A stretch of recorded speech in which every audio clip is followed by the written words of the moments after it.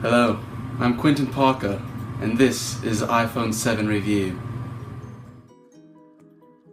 This is the iPhone 7. According to Joel West and Michael Mace, it is argued that the success of the iPhone was based on Apple's conception of the mobile internet as being another modality of the existing wide internet. Its leveraging of existing systems competencies.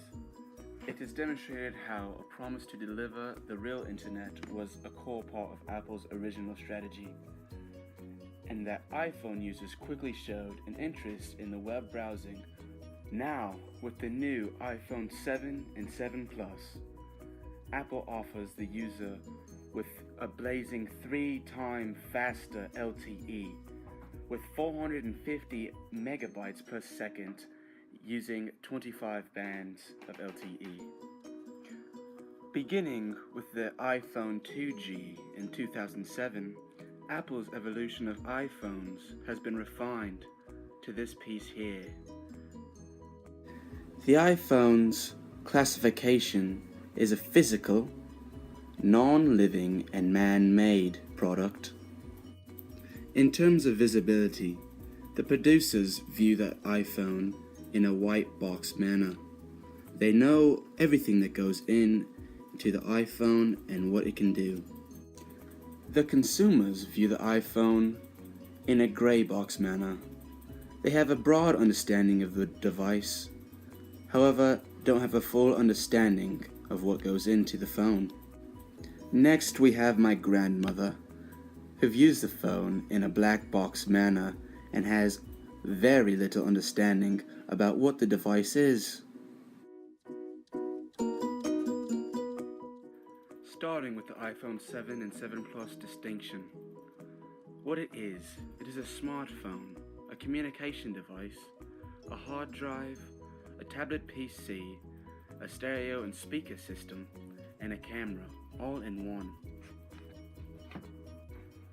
Next, we have the iPhone 7 and 7 Plus as a system, which is the whole. Within the iPhone 7 and 7 Plus has parts. The following parts are design, power, camera, sound, Wi-Fi and cellular, and display. Within these few parts are even smaller parts, which we call elements.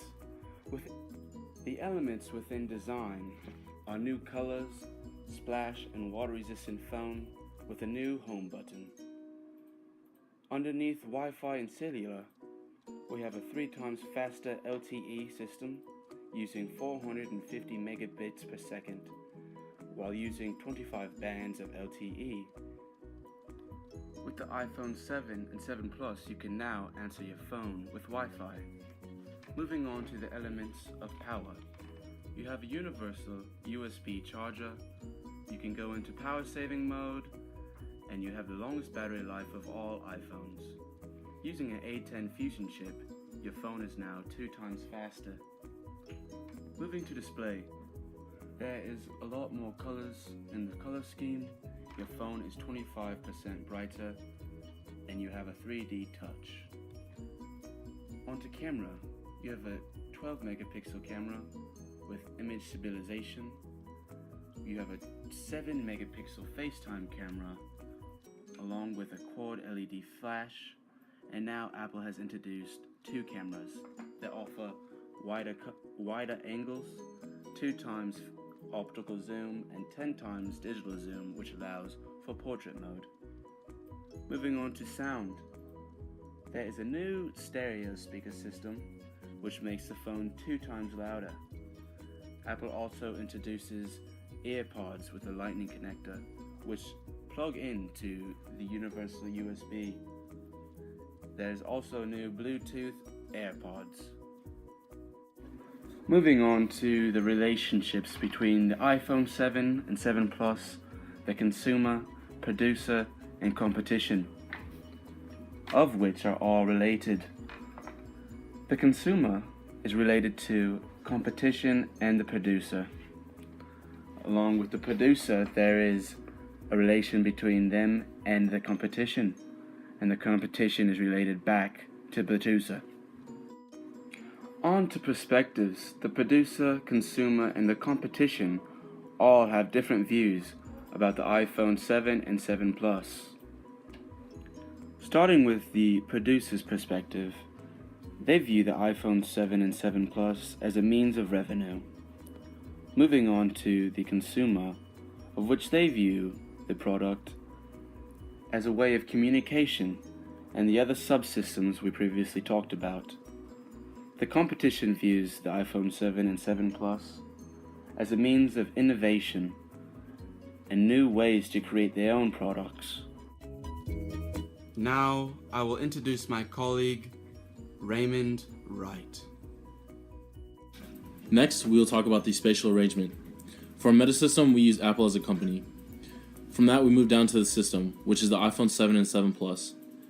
Next to that, we have the lateral systems of the iPhone 7 and 7 Plus, which are the iPhone 2G to the iPhone 6 Plus, which are just previous versions of the iPhone, iPads, as well as MacBooks, which are all other Apple products. From there, we move to subsystems.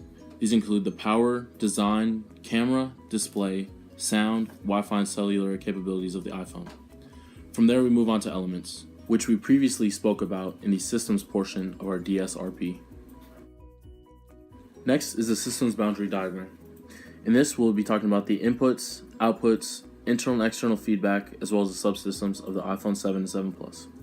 For the inputs, we have texts, calls, location, pictures, and commands. These all get inputted into the subsystems, which include power, design, camera, display, sound, Wi-Fi, and cellular. The outputs of these subsystems include info, text, calls, and pictures. For the external feedback, we have the user feedback, updates, minutes, and data usage. For the internal feedback of the subsystems, we have the operating system tasks as well as internal processes.